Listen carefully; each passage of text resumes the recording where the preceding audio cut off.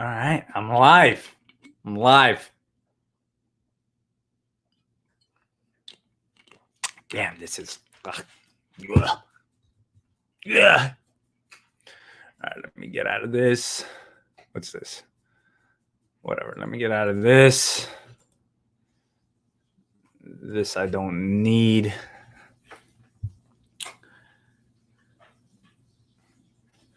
And I'm gonna just chill. I'm gonna just chill here.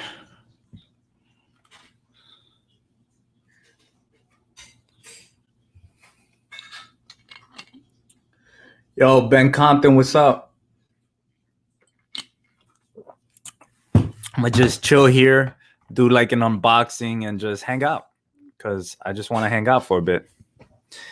But I hope you're doing well. I hope you're doing well. And there goes my phone. One more time. All right, let me open this box over here. See what's going on here. I see. It's gonna take me like 10 years to open this box. Hey, did I get it? Did I get it? 1, 2, what's up? What's up, my brother? I'm gonna put the link here if anybody wants to just join. I don't know, and just hang out. That's all I'm doing is just hanging out. That's it. That is it.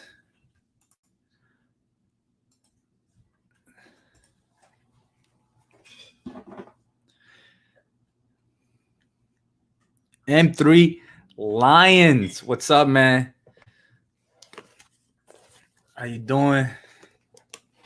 Everything's all good. Just here trying to unbox and trying to hang out, see what the community's up to on a Friday. You know, I usually don't hop on live, and I don't do it random anymore. And I used to. Now I don't. So I wanted to just do this randomly and just hang out what's in here.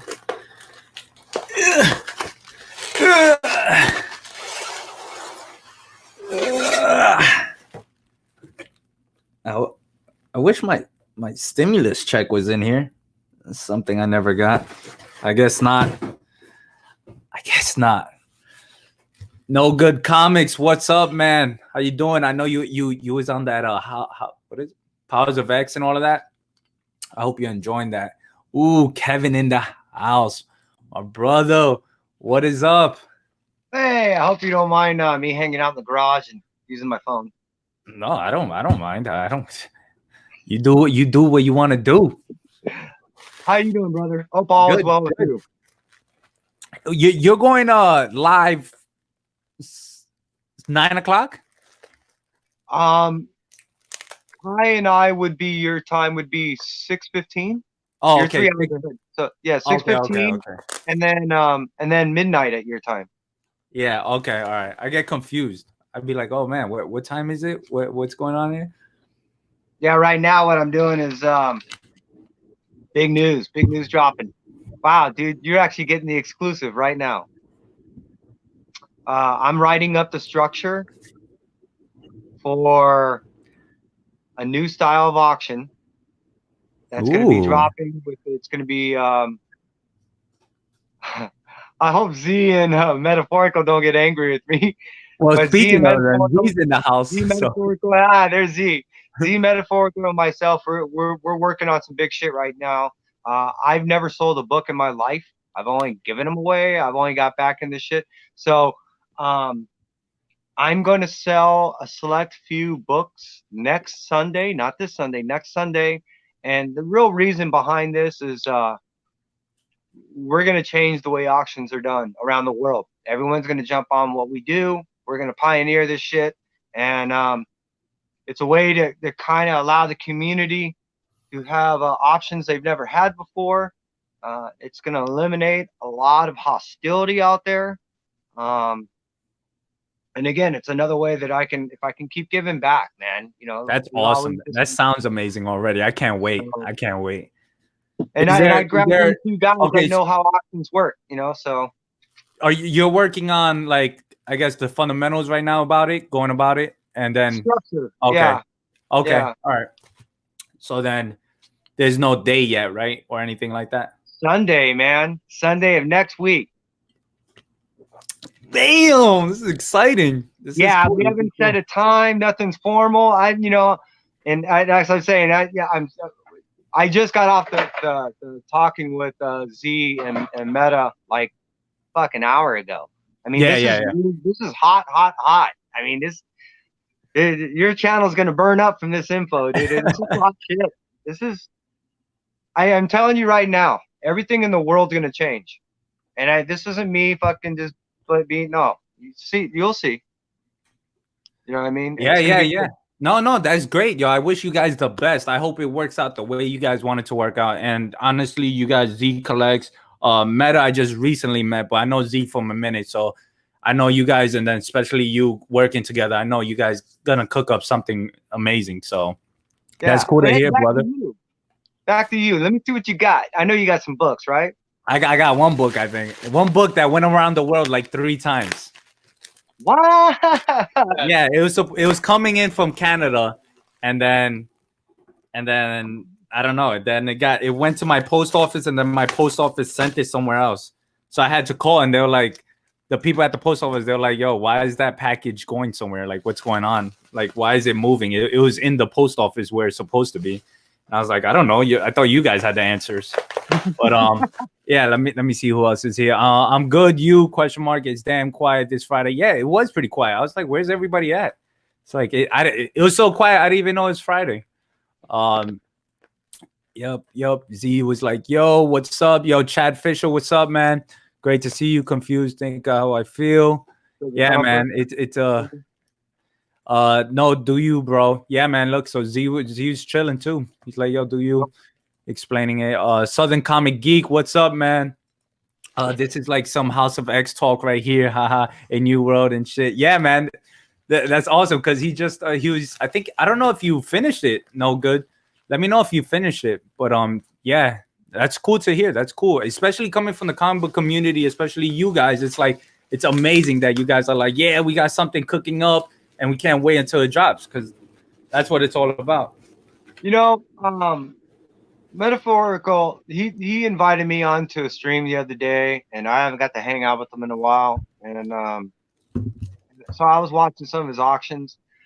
You know how Z's been doing these fucking bumps for people. That is just, it's cool, man. These selfless acts, and everyone does their own little niche. Everyone has their own thing. So I was just thinking, how could I help these guys? You know what I mean?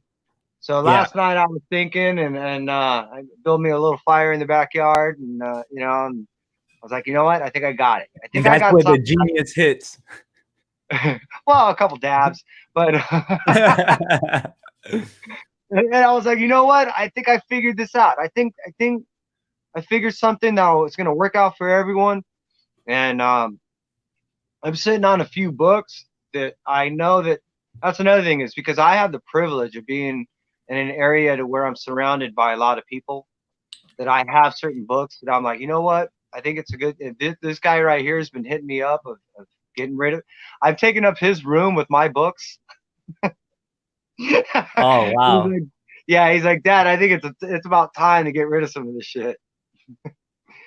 So I'm going to grab a select few of basically almost all signature series books, Oh wow, right? that's crazy. And That's then cool. that'll be our introduction to the way we're going to start doing auctions. I mean, once this starts, I don't think anybody's going to do an auction the same way again. That's great news, man. That's great to hear. Let Yeah. me guess, Batman. Yeah, it is Batman. I'm not gonna lie. Sup, Coco. Um, sup, millions. Everybody's saying what's up to each other. Booth, howdy, of course. Yeah, just finished it. Yeah, man, it's crazy. It's crazy. And then you got to jump on to like X-Men, X-Force, whatever you decide. But I was reading X-Men and X-Force afterwards. Second Gun Pedro, what is up? What we got here? God, I wish I was hitting 600 subs. Hey man, you'll get there. I think everybody will get there. Just stay in contact with the community. Get rid of some books and make some money for more. Yeah, man, that's like the perfect way. I'm not up to there yet, but I can see that happening. I can see me just getting rid of all my books that are not Batman. Now imagine. But yeah, Actually, so did you see? I posted a bunch of DC stuff yesterday. I posted, I think there was a whole line of Superman stuff, which before he dies, when he oh yeah, dies, yeah, when yeah, he, yeah. I saw it. I saw it. And I think I commented on that one too because it was and then cool. It was like a lot of people don't post a lot of Superman, and especially from that era, it's like I thought it was cool. I thought it was cool to see a collection of just Superman comics because I haven't seen that. A lot of people hate I on have the Superman. whole Be like, oh my Nightfall god, thing too. The whole what was that? Nightfall collection. Yeah, yeah. That I have that whole collection too. I almost posted. I was like, you know what? Do I really want to get all that out? But what I did notice is that Azrael is making a big move. So I have that Azrael line 1 through 4 all signed by Joe Quesada. So that's one thing I'm gonna actually put up as far as just pictures and shit. Yeah. I So like my what I fantasy got, stuff. what I wanted was because I'm a big fan of the Jim Lee's Hush storyline, and one of my favorite books, oh man, is behind that one, but was one of his books, and I saw this one for a good price, and it has 3 signatures on it, and I have this book in raw form, and I totally forgot about it, and I should have taken it to get it signed by Jim Lee just because he was there and it was one of my stories. But it's gonna be the Batman 609 first appearance of Hush. Nice. Yeah, that's a Yeah. cool cover. So I thought that was pretty cool to pick up, and it goes with that Batman Who Laughs. I don't know, the lighting doesn't do it justice, but it's up there. But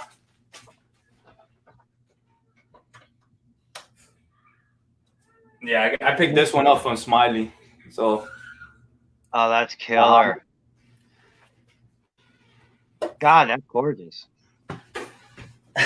yeah, it was pretty cool. You heard the big news, right? What big news? Which news? Which news? Let me know now. Right. Okay, death metal. You know anything about death metal? I kind of haven't looked into it just because I don't know. I just been seeing the artwork and I'm enjoying the art, but besides that, I don't know too much about it. All right, one of the big new characters in that, Robin King. Robin King? No way. So you have Batman Who Laughs in the last thing, the big new character that's popping in this one, Robin King. That's going to start in the first one. There's going to be about 3 characters that I know of that's going to drop. What is that? Batman Tyrannosaurus or something like that. But there's going to be all these. Yeah, there's going to be all these new characters dropping. But the big one that's going to be the major one that's going to hit that I think people are going to gravitate to in this is going to be that Robin King. And after when this ends, there's going to be some splintering. Now, depending on the popularity, will dictate. But I can confirm, if you're a Flash fan, hey, Flash Ray out there? If you're a Flash fan, the next one that drops after, that's just going to succeed slightly before I believe all this ends, will be called Speed Metal. That'll be the Flash version. Going to jump in that same universe. Speed Metal will be the next one to drop. Wait, so would Speed Metal be a spin-off, or would it be I think it's going to branch off. It'll splinter off from this, and it'll spin off from it. But it's Flash based in the same universe. My understanding. Wow. DC's cooking up some crazy stuff right now. I hope it's because Marvel dropped the ball this year, and I think them going with this whole Kree Empire shit, them fucking around with this digital stuff, them not paying the same patronage as their patrons are paying to them. I think people are starting to go to Indie and DC. DC is they're remaining true to their base, and they're generating some good stories. Yeah, that's awesome because DC, and then that whole Batman thing going on with the Batman 96 and new characters coming in.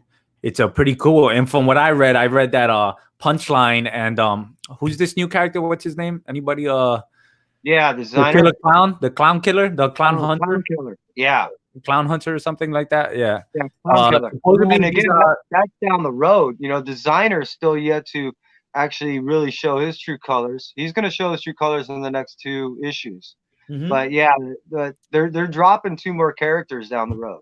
And these characters are like they said it. They're like, these characters are here to stay. Like, they're main characters. They're gonna be real characters. It's not like a pop in and pop out kind of thing. To What's my up? understanding, that is true. Yeah. Yeah, and it's gonna be interesting on how they tell the story. Right now, they got some good writers.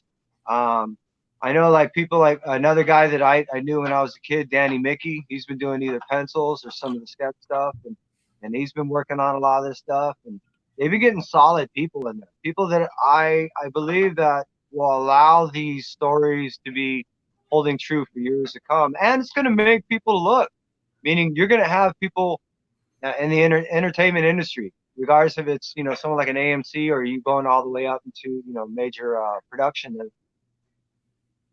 not necessarily thinking Marvel's all that. They're going to start looking at some of these darker titles, knowing that things like Joker and stuff, they held Which money. they should. I'm telling I you, the agree. dark stuff is where it's gonna be at. It's gonna be more grounded for us.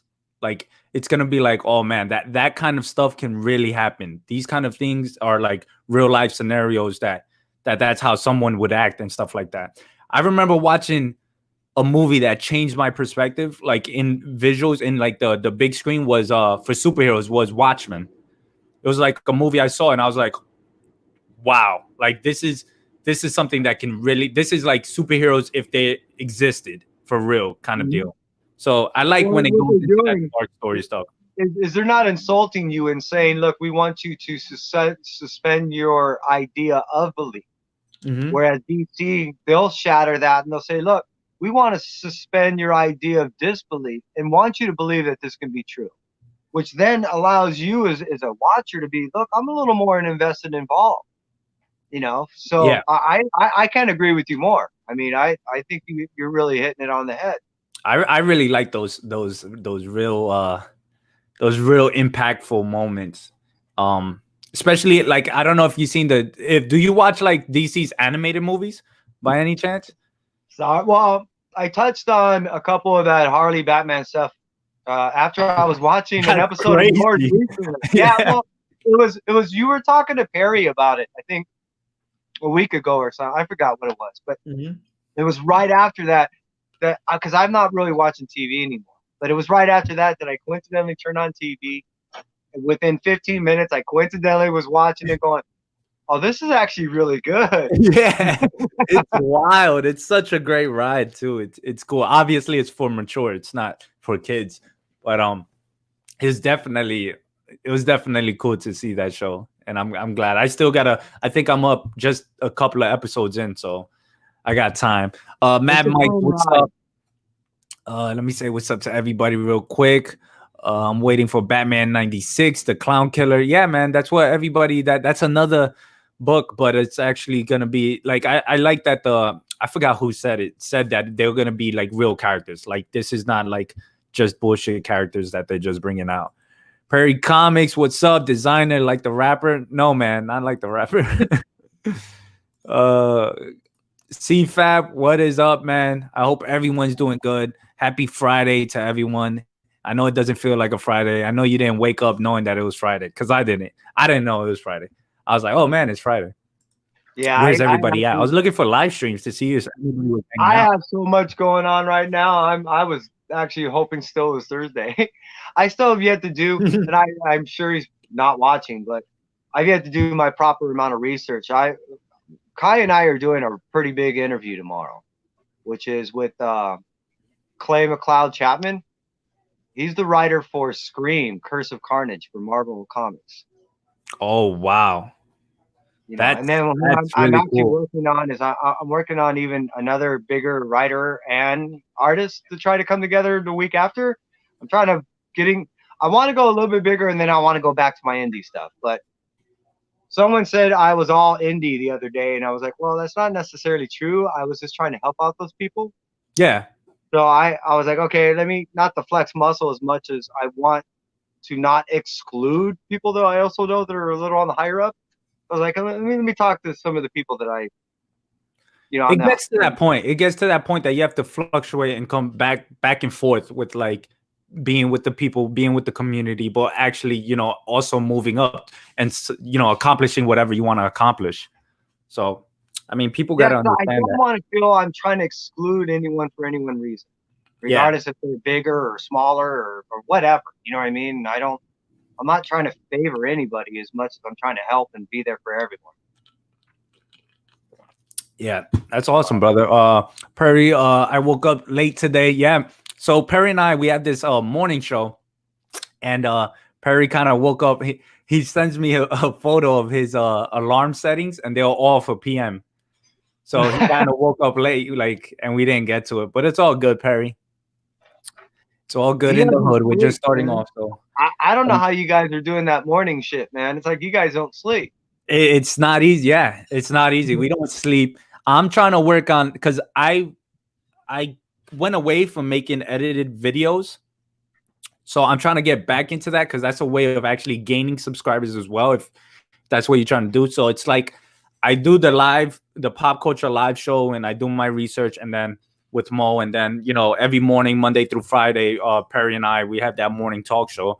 So we're just trying to balance everything out. And either Perry's probably like times 3 on me, because he's doing editing videos, he's doing this, he's doing that. That's crazy. He's crazy. He's doing good, and I'm glad. Like, you know, I feel I congratulate him, because he's accomplishing so much while he's doing it, which is good. Like he hit 5,000 subscribers. That's amazing. That's cool. Yeah, I know. And I remember because I can remember when he was just a hair over 1,000. When I mean a hair over, for me would be, you know, I don't know, he was around probably the 1,200 to 1,300 mark.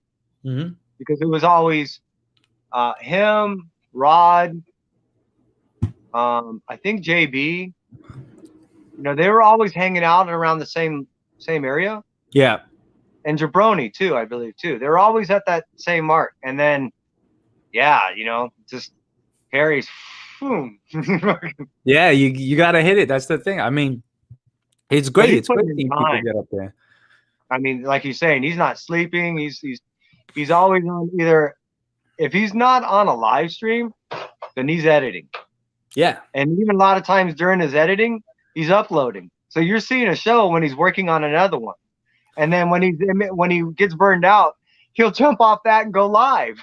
It's like, what the fuck? Yeah. So when it comes to like the morning show, we'll have the morning show, and then he'll start work.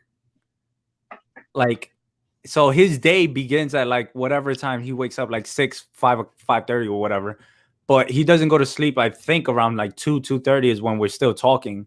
So it's like from there, after the morning show, I go back to sleep. What he does is that he just starts work from there and throughout. So it's a lot of things he's balancing it. So it's like every time I feel like, oh man, I can't accomplish this, I can't do that, I look at Perry and I'm like, wait, if he's putting in all that work, I can do it too. Like, you know, like, well, hopefully I can do it too. What is this? TK's Back Cave, you seen Code 8? I did not see Code 8 and 3 Lines. Can you explain on that what it is? What's up, man? He was like, yo, I'm breaking him in on comics, man. I threw Unsacred and a couple other books. He's never read comics before. I de-virginated him. It's cool. It's cool to do that. I know I'm trying to get one of my cousins on it. Like my sister as well. My sister knows about superheroes and stuff like that, but she only knows by a distance. What's up, man? That's my daughter's boyfriend. Nice to meet you.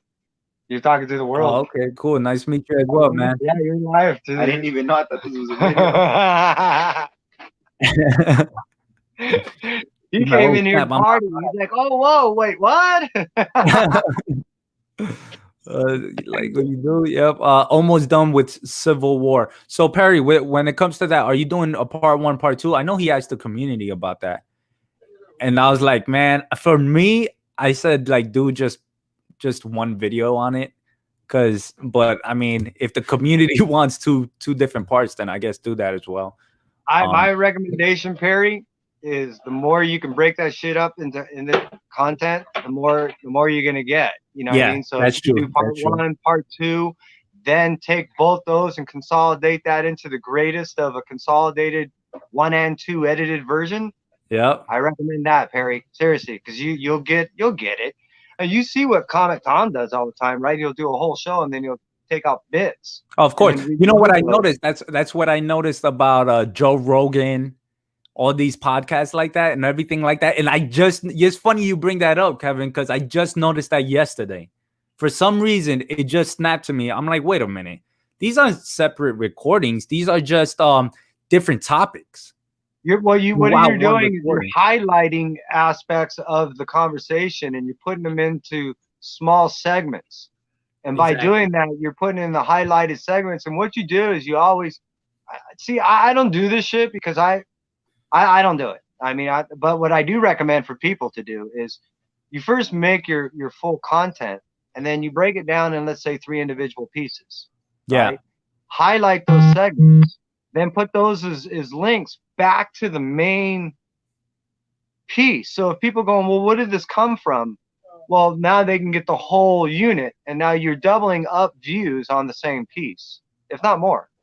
True. That sounds like a good plan. Left my ass so true. 1, 2. Haha. Yeah, I know what time you be sleeping. Cause I be seeing you. Once you try that thing, it can go mad. Yeah, I'm gonna do part 1 and part 2. Okay, cool. So how it goes.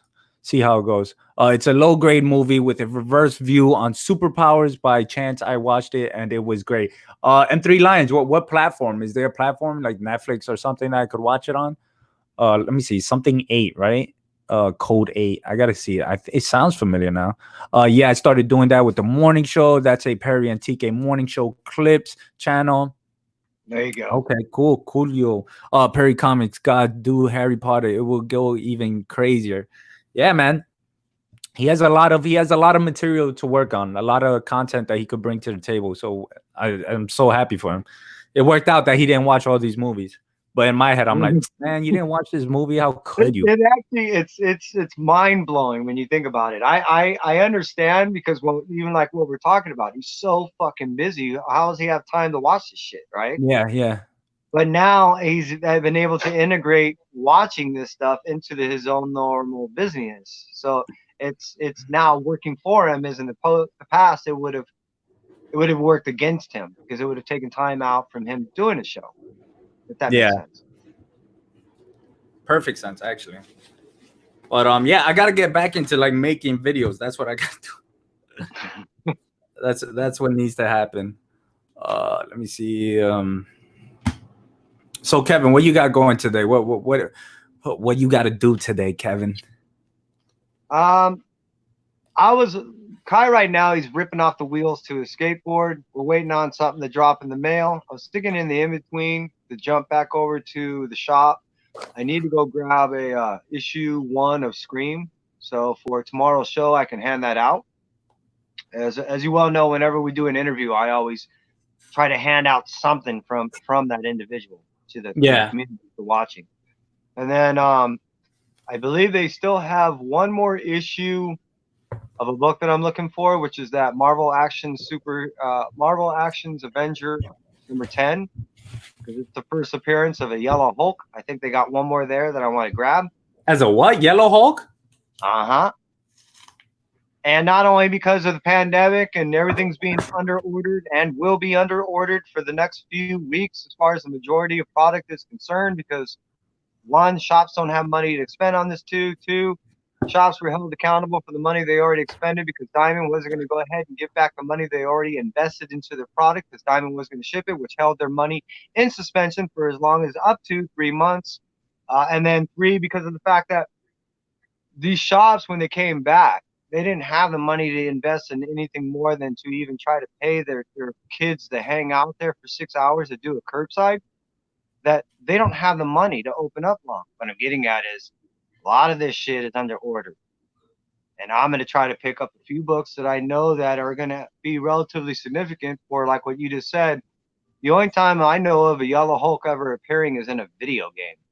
Yeah, that's what I was thinking. I was like, I could have sworn I played or seen a Yellow Hulk, but I don't remember. What I'm going to do is I'm going to pick up not only the first appearance that I know of any form of canon out of IDW or any other form on a comic, the 1 first appearance of Yellow Hulk, and then 2, because I already have 1, but 2 first appearance of Yellow Hulk on a cover. So I'm going to go grab that, and then I'm going to go grab a couple more signature books that I found over at the shop, and that will be part of the sales that we'll be doing for Sunday. Oh yeah, that's awesome. That's crazy. I'm so hyped for your whole project. It sounds cool. It sounds great, and again, I wish you the best with that, all of that. There's let me see. Rotten Tomatoes link. All right, so there's a link. He sent me a link to see what it was about. Oh, I left my ass off. I've been getting ready for this my whole life. Yeah, we see that. Netflix. Okay, so it's on Netflix. Cool. Asian Fun Comics. What up, chat? What I miss? You miss a lot of things coming from Kevin. Kevin has something cooking up. Kevin and his crew. Catch Asian Funk. You can catch all this on the replay. Just make sure you cruise back after we're done, but don't leave us now, man. We got shit still to talk about. For instance, yeah, of course. You an Anne Rice fan? You ever read any of the Vampire Chronicles or anything like that? Not really. Or I don't remember. You have heard that last week she made a deal. Her son and herself made a deal with AMC, right? Oh yeah. So what's going on with AMC? Do you know what's going on over there? What it is this. You know, I don't know if you know that I'm in entertainment, right? All right. So one of the things that I do is I that's another thing I have an ear to. You know what I mean? I am actually the head audio for the Shrine Auditorium. So I'm always dealing with multi-million-dollar events, you know. All these award shows, you know, Oscars and all that other shit. Yeah. Oh man, look at Kevin. Big stuff behind the curtains. So what I'm getting at is everyone's trying to make jockey moves right now, and everyone's trying to secure content and secure stuff. So when you hear things are being auctioned, really what that means is someone put up the money to secure the rights to something, and they just want to hold on to those rights. Doesn't mean that's going into development. Whereas in the case of, let's say, Philadelphia, Rodney Barnes is not only an excellent writer, but he knows how to produce. He's not like, and I'm not insulting anyone, but he's not a Todd McFarlane that thinks of himself as a producer, but is not. So it's not an insult to anyone. It's just giving you an understanding of where things are at. Yeah, you're showing experience to no experience. So a person like Rodney Barnes, and because of who he is, and he knows how to storyboard, he knows how to write, he knows how to produce, and he knows everything, his shit is going into production, not being optioned, going into production. To address your question. People like Netflix, people like AMC, people like that, they're trying to expand, and they're trying to expand correctly. So even at CBS Television City, which is no longer, it got bought out, everyone's trying to take over pre-established businesses, but use that demographic and then expand upon the present demographic that they have. And still getting back to your question. So AMC is trying to become like a Netflix. They're trying to go beyond your regular cable thing, and they're trying to go on to a demand type situation platform, but they got to be able to build a repertoire and their content large enough to be able to do so. They don't have the money like a Disney to sit there and go, well, we're so large, we'll build the channel first and put the content second. You know, they have to go the other way around. So that's what you're seeing right now with AMC is they're locking in pre-existing, well-known content that they know that they can sell, but they're trying to do that to launch a platform of building themselves into something that they can sell to a major level of on-demand to the demographic that they don't have yet. If that makes sense. No, it definitely makes sense. It's funny because I remember when Netflix came out, I was like, all right, here's a platform. When Hulu came out, I was like, okay, here's another platform. Now we got to pay for these two for different content. And then once Disney and DC, like it's crazy because it's funny because we thought of it like, oh man, what if everybody starts doing this? Like, what if every every major production starts breaking down, and then they want their own set platform to do their stuff. So it's crazy that we're gonna have to pay for all of these separate platforms to get like what we want to see. It's like cable being broken up. And that was the goal. See, what people was, it's always this, like anything else, what you do is you spoon feed someone to the point that they don't realize that they're full. And what I mean by that is the exact opposite is true. What people had is they had a package deal, and then they saying, look, you can have this demand service where you can get individual stuff and not fill up your area full of, let's say, DVDs, but you can get past movies database on a catalog, you know, let's say that are 10 years old, and you can watch them all the time. And it was a pretty cool service because You paid $70.99, and you were getting all these things that you weren't normally getting with your normal cable service. Until it got to a point that now you're so oversaturated that you're now expending more on 10 to 12 different services that are charging you $10 to $12, that it is now comparable to what you were spending per month on a cable service to get the same type of thing. But that was the goal, is not to let you know that you were doing that. It goes through the old how do you cook a frog? I don't know if you ever heard that analogy. I heard it. Yeah, you slowly bring it to a boil and it won't Yeah. hop out. It's the same thing, as most people didn't realize that they were being cooked. Yeah, like I spoke about it and I was like, it's gonna happen. I see it happening. But it's weird talking about it in the beginning when it first, like when Netflix first happened, and then it actually start happening. Like right now, it's just like, wow, it really happened. What we were talking about a long time ago. And it's crazy because I mean, I don't know. It's and what does this mean for all these different channels? Like all these different, like, because some are gonna be better than others. It's Well, I like, can tell you, for me, I work in a business that where I was all network. See, I work in two forms of faction in this form of entertainment that I do. I work what is called network TV, which is all at this point antiquated in the sense that we do tape. Yes, there is actually some stuff that's still done on tape. yeah. And so your CBS, NBC, ABC, all that stuff, that's my jurisdiction. But most people are not watching this shit anymore. Most of my buddies are not working in this shit anymore. The other thing that we do is what's called legitimate entertainment, which is all your live entertainment, your concerts, the Hollywood Bowl. We're not having any action this year. They shut it down all year. Oh man. The Greek Theater, same thing. I would imagine the Shrine Auditorium. I don't think I'm going to be doing anything this year. But my point being is that it's not going to be the same. So how this affects entertainment and all that, it's affecting it directly, because when you go digitally, you're seeing now that the quality isn't there. Most things are done above the quality of what you and I are presently doing right now. But also the masses, they don't give a shit. Think back in the 70s, you can go all the way from the 30s, but from the 30s to the 70s, money was spent on the art of entertainment. Yeah. Now it's all a matter of, can you show me a profit? Mm-hmm. Yeah, definitely. So who would be most affected besides us, as in like paying more? Who is mostly affected by all of this change? Like who's the underdogs that are like, oh man, this is definitely not good for us? Well, on network TV, they can't do business as usual because everyone's doing, these individual stuff. They have to look at different forms and different ways to do business. Network TV is they're scrambling to figure out how to readdress themselves and re-identify themselves in the entertainment industry.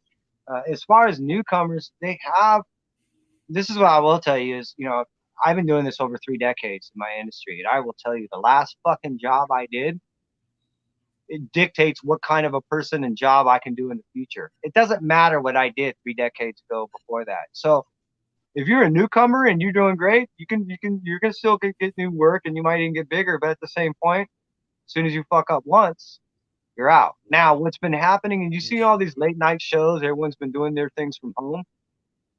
Yeah, the people that have been going in there are non-union. So where these people normally get their work from are unions. So that's one thing that's happening, is non-union stuff's coming up, union stuff's going down. As far as the quality, look at what these late night shows used to be, and look what they are. And it isn't just because they're doing it at home. There's a lot of things that's being affected. Lighting industries, audio industries, and I don't mean just because they're not being able to do the product. It's because people are not carrying the product that they're receiving anymore. So again, what this means is things are going to change. There's going to be growing pains. At the same point, there might be some good out of this. People that have never had work before are going to get some.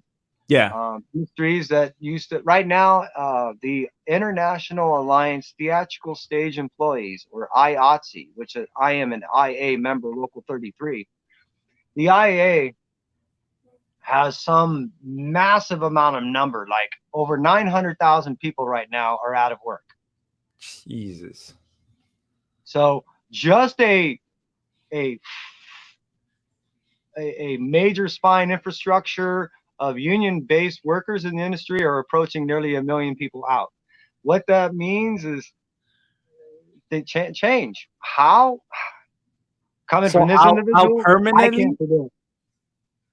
is that I'm sorry? permanent? No, it's because of this COVID situation. But what will come out of it? Who knows? You know, Yeah. just like any other industry, people that are going in are not going to be the same people coming out. True. You know, and it tends to be, unfortunately, the people that are being most effective, which this is a part where I get very passionate and angry, and this is me passionate and angry, is it's all the smaller people. So it tends to be that the demographic of women and minorities are going to be the hardest hit in all this. And that angers me because it doesn't have to be. I'm not playing politics and everything. I'm just saying that that's the unfortunate thing. So again, to keep it in what we're talking about, these are the comic shops, these are the mom and pop movie theaters, these are the mom and pop shops inside of malls and stuff that are selling pops and t-shirts Small that are business. not going to make it. Yeah. That's sad. It's a real sad thing going on too. But I still have hopes that when we come out of this, the ones that do, because we back them so well, I think are going to come back and reward us as patrons. You know, I know the shops that I was giving them money to buy gift certificates or buying boards and bags when I didn't need them or whatever. You know what I mean? Yeah. That I'm getting very well received now that they're opening their doors again to me, and I, you know, it's a reciprocating thing, and to the community, you know what I mean? You It's great guys because in general, yeah, they're so fucking supportive and so cool. You know? I had not too long ago, I had one of my guys from Royal Collectibles, one of my LCSs, and he was just talking, he was so passionate and everything like that. It was so like crazy to see how much he spoke about the community and what they did for them, and how everybody gathered up, and that people were donating money, people were buying things that they knew they didn't want, but they just bought it just to help out. You know, they were making orders, they were buying for future comics just in case. They're doing gift cards, buying gift cards as well. So it's crazy. It's like it's a lot of hope that we have for the community. Just to see it like that is like, it gives me hope. Like, man, the community is so awesome that whatever happens, we can get out of it all together. Oh, look, there has we been got pluses. I mean, on the John in the house. What's up, gentlemen? Long time How no are you? see, John. I feel like you're everywhere. I feel like you're in your own videos and everybody's live streams and yeah. I dream of you, John. You're like Genie. And it's funny because my wife was like, "You took a real break this week. You're not really doing much this week." Yeah. No. Well, what I meant was last couple of weeks before. Oh, it was that. it was stupid crazy a couple weeks ago. I was like, whoa, John, everything. I need to be man, my not boy's on all everywhere. these channels. Well, I mean, I still feel bad when it's like, you know, Kevin's doing margaritas and comics. Like, I want margaritas and comics right now. I should do that too. What I'm going now are telling people that, you know, what I base the margaritas Mondays on is that's my invitation that goes out to artists and creators. Ooh, nice. Cocktails and comics is the invitation they send out to YouTubers. And that's for tonight, right? Yeah. Yeah. See, that's what I do because the idea of the Margarita Mondays is these con people don't get to do their con. So what I've done is I created a virtual bar where these guys can hang out and still do their talks and still intermingle. Right. You know? So And it's I've still actually dangerous. created a couple of cool little things with that, and it's Nice. been fun for them. You know what I mean? Sure. They're doing it. It's Nice. cool seeing the community come up with different ideas and different fun things. Like, I've been watching a lot of channels that have different games, different everything. I was like, Jesus, look at this. This is cool. It's awesome. Everybody's been awesome doing some chat cool going here stuff. too. You got JoJo's in there and M3 and Agu Ramos. Yeah, I'm trying to hit the chat. I'm Just- always Yeah, slow with the you gotta be with chat. that. Comic Don, what's up? How are you, John? Asian How's folk, I'm everything, doing good. John? Yeah, Wow, so the girls and I are going to go live in a couple hours because we're part of that. I don't know if you've seen all the Did comic. you post something? Yeah. The comic on YouTube. In 2 hours, it's going up. Because I don't see like people premiering like the videos or like they're live, like when they're gonna go live. These are so all day long. These videos have been dropping. This comic for pop swap thing. If you even just search hashtag on YouTube, comic for pop swap. This was like a month in the making that I've been waiting for these videos to start dropping. All these like anonymous sort of secret Santas between pop YouTubers and like Funko Pop YouTubers and comic book YouTubers, and all of it organized by Tacoma Comics and Mama J, who is like a Funko Pop. Mama J, I just saw her page, I think, today. Okay. Somebody, did you post something? Somebody posted, tagged her. I've been trying to tag them a bunch because these are really fun unboxings where people who are pop collectors are like, I want to know what does $45 get me in comics, and comic collectors are like, I don't know, pops, like what does $45 get you in pops? And then we just boxed a bunch of stuff up for another YouTuber who gave us what they like what they read or what they enjoy, and then you sent them these care packages. So Meta is in your chat. I saw Meta, and he did a sweet setup of Batman books that just were unboxed a little bit ago. So all the videos are dropping today, and you can see all these great. Man, I can't wait! Because I thought the community was quiet today. I was like, what's going on here? I don't see nobody. It's funny because I feel like it exploded today all across. I've seen videos that all have. I don't know, man. I guess I don't have everything set up I will post. I'll use my community page, and I'll put one of the videos that I saw up. Yeah, because that video, all of them link the other 19 channels that are posting. So you can just go down, you can subscribe to all 20 channels and see all of their videos because they've pretty much almost all dropped already today. Oh man, that's awesome. That's awesome. It's hilarious because nobody knows who's giving them their box. So mine is right down here. The girls are dying to unbox this. And the lady I sent mine to, Geeky Mama Bear is her name. And she's unboxing her stuff, and she's like, I told him I liked Deadpool and Spider-Man. And then she starts pulling out all these Spidey Deadpool stuff, and she's like, I don't really have comics. I just want to read. I'm like, you're my kind of collector. Man, that's awesome. That's I want to gaining people. But I just gave her these great runs of books. I gave her some trades, but then I gave her a huge run.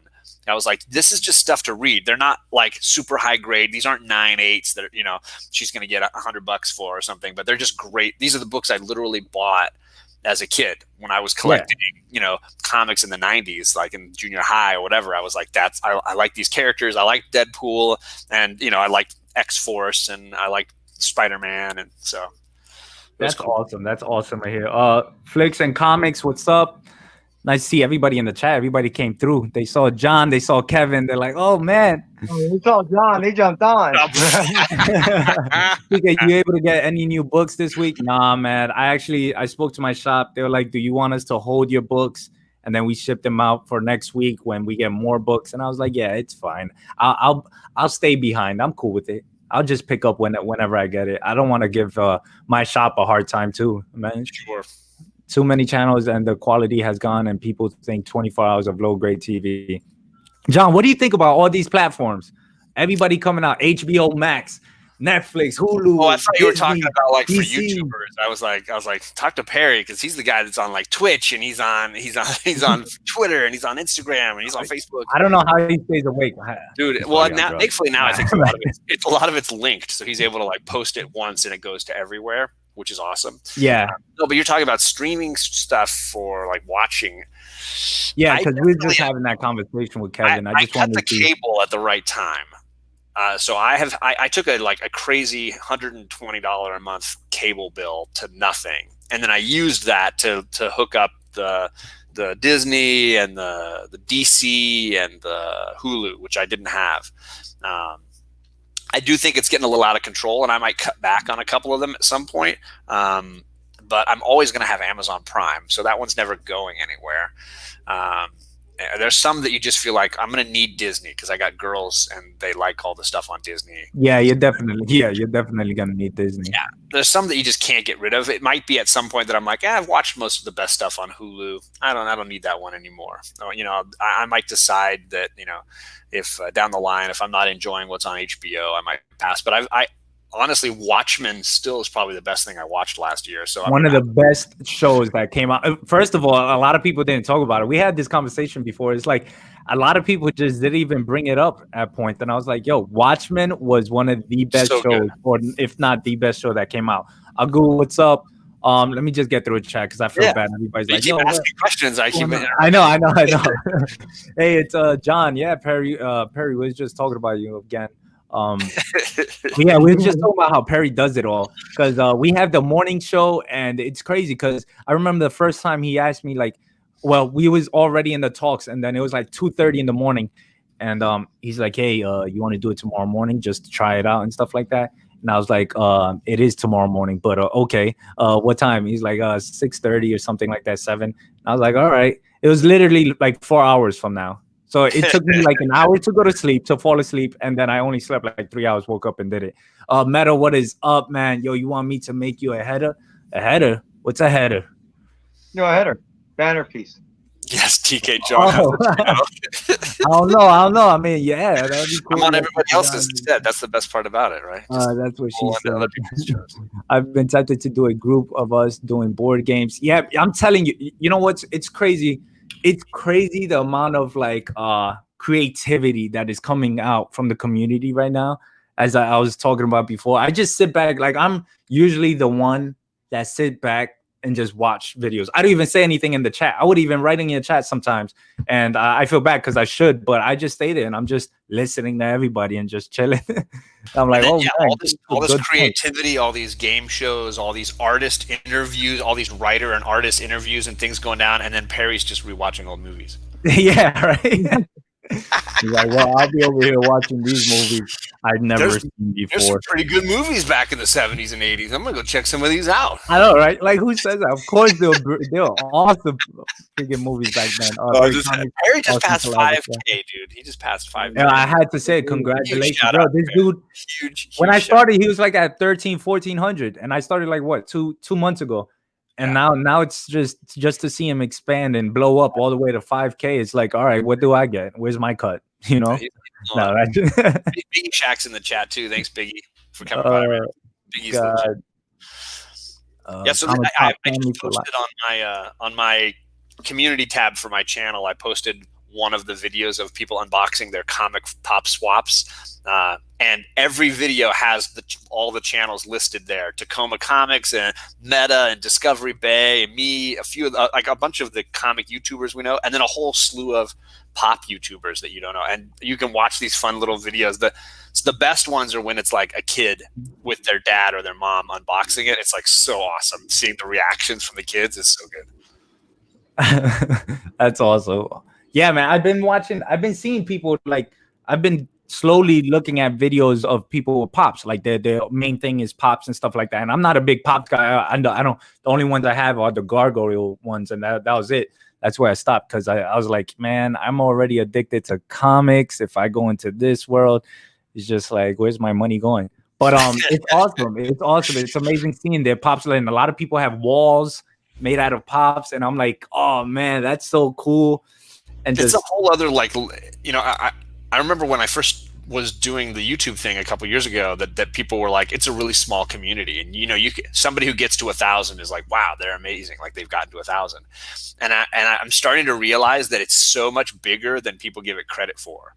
You know, there's art channels and there's pop channels and there's movie channels and there's all these interconnected comic book channels. I mean, you look at like people like Gem Mint and how many thousands of subs that guy has, and he's mainly doing omnibuses and statues. Like there are so many fans of comics out there or comic related material that you just have to put the work in, like somebody like Jem or Perry is doing, and you can definitely grow. Or somebody like Kevin, who's like, he's been having more celebrity, like writer, artist people on his channel than pretty much anybody's. The fact that he is not at like 10,000 subscribers is insane to me. Don't worry, he'll get there. Dude, way before anybody was interviewing some of these people, like there's Kevin. He's like, no, it's just Saturdays and Sundays with Kevin. Who you're gonna get? Like some awesome writer and artist is gonna roll through there. It's cool. It's amazing because I feel like in our community, like we're just starting off. If you compare us to other YouTubers with different content, I was just having a conversation with my girlfriend and her friend about this, and they're like talking about their makeup, and they're like, well, who's the highest in your community? Like, how many subs do they have? And I was like, I guess like Comics Explained or something, or one of those two guys. Comics Explained, Gem Mint. I mean, even like Comic Tom is really tiny. Yeah. Like comparison with those guys. We all think of Comic Tom as like, well, he's got like 10,000 subscribers. But the thing is, or something like that. Yeah. Now. She put it in perspective for me. She was like, all right, so your main guy, let's say he has 2 million subs. Right.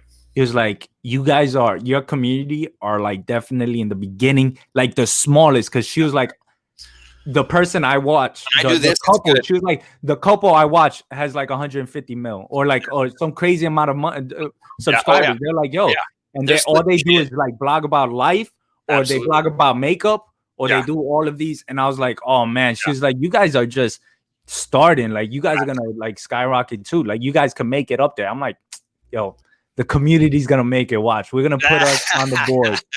We're gonna be on the board. The fact that I was doing this, talking about like a tiny channel, but when you do two of them together, it's awkward. This could be something very different. What you're doing when you got two of them up, just telling you. What we got here? Old Wolf, what's up? Yeah, bro, Marines don't sleep. That's a lie. We do sleep.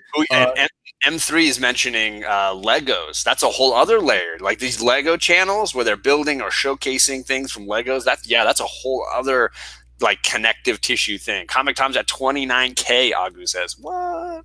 29K. Yo, everybody's gonna get there. I'm telling you, because this is definitely a community that actually cares about each other and grows together. I haven't seen nobody have any conflicts unless they have it on the down low, which is even better. It's like, hey, if I got a problem with you, let's handle it, offline. We don't have to make a big deal or anything like that, just in case if people do it, There's always beefs. I've been on the inside and outside of several beefs, and I'm always just like, it's just comics, man. I don't hear it. I hope they don't. I hope they don't beef online, because it's just like you guys making both you guys, no matter who's right and who's wrong, is just looking bad about talking about somebody. I would talk about them.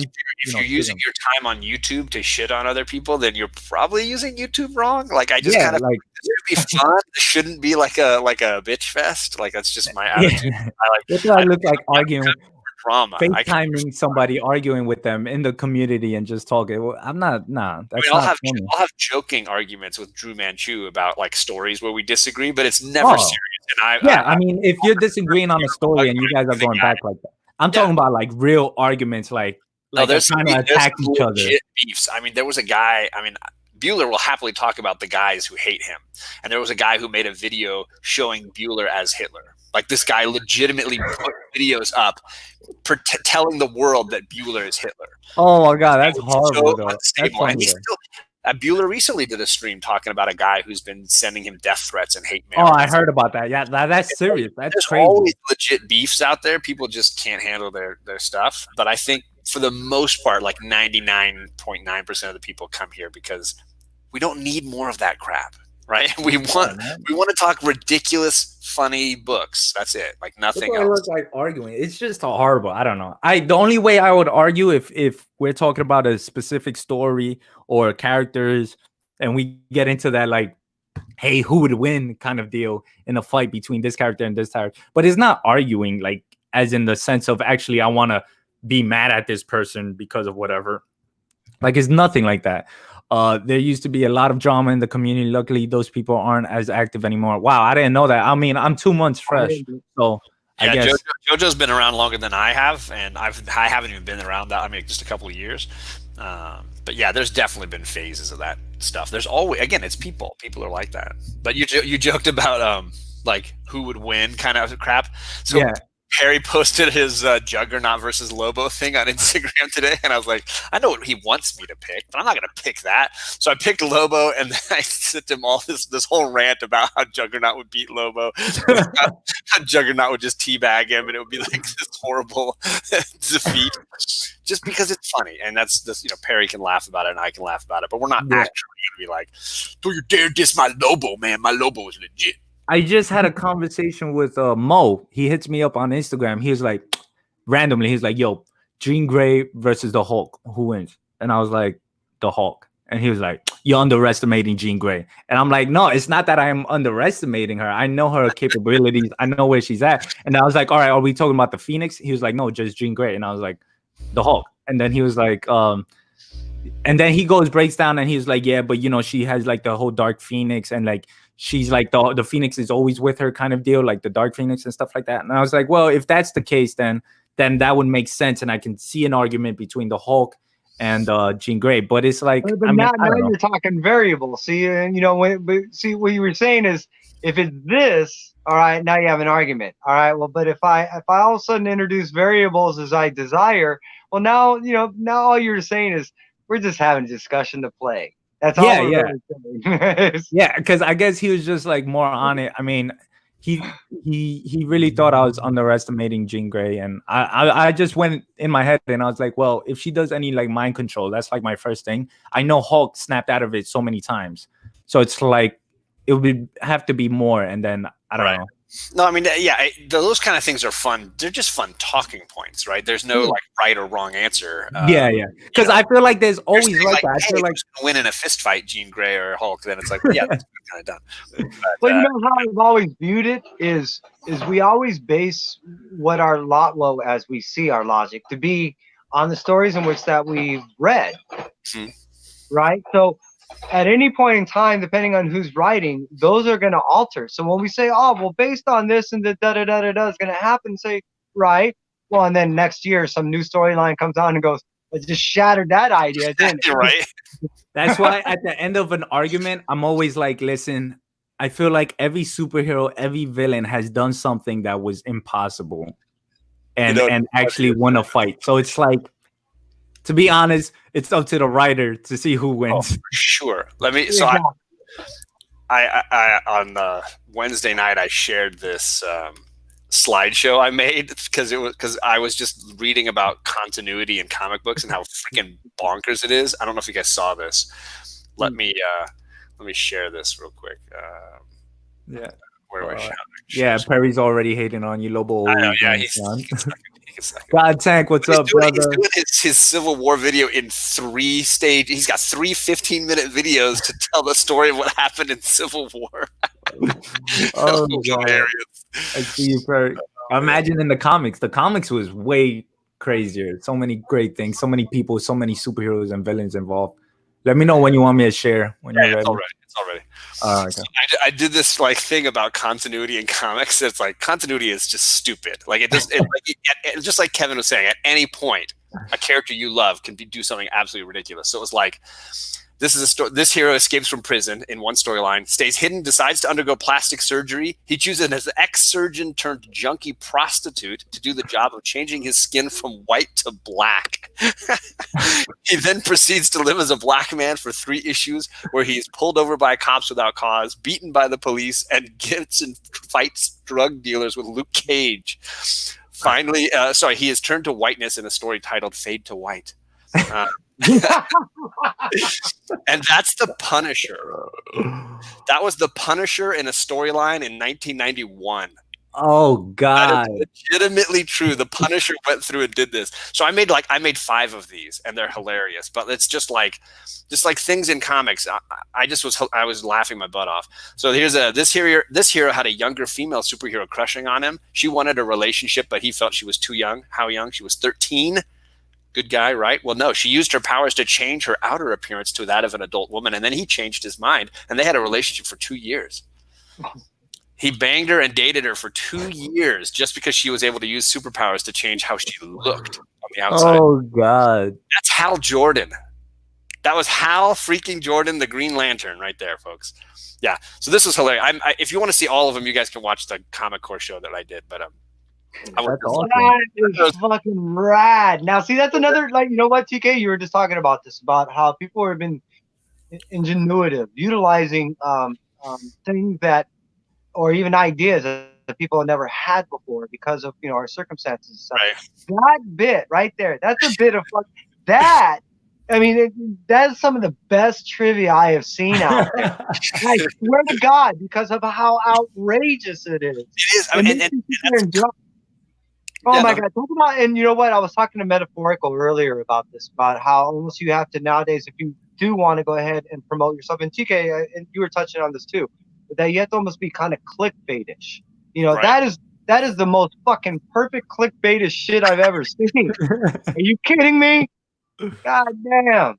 That's Yeah, we funny. try to do that Wednesday show a little bit as like a meme kind of show where we got like jokes and we got like crazy trivia and stupid games that make no sense. We're doing a lot of like graphics and stuff. They're fun to watch. It's not as boring to be in the chat. But again, it just slays me. Like just reading this, I could have done a whole thing just on Professor X and how Oh, messed up God. his backstory is. Professor X is straight crazy if you read his life. There was a point in time when he faked his death and hid for a month from the X-Men just to see what would happen to them. And then he just comes back and they like had a funeral and stuff for him. And it's been a month and he's like, yeah, I was still alive. I was just seeing what would happen if I disappeared. That's hilarious. That's probably like, that's when the writers get bored and they're like, yo, you know what? Right? Let's just do anything. Absolutely. And it's, you know, sometimes it comes out to be really great. Really great.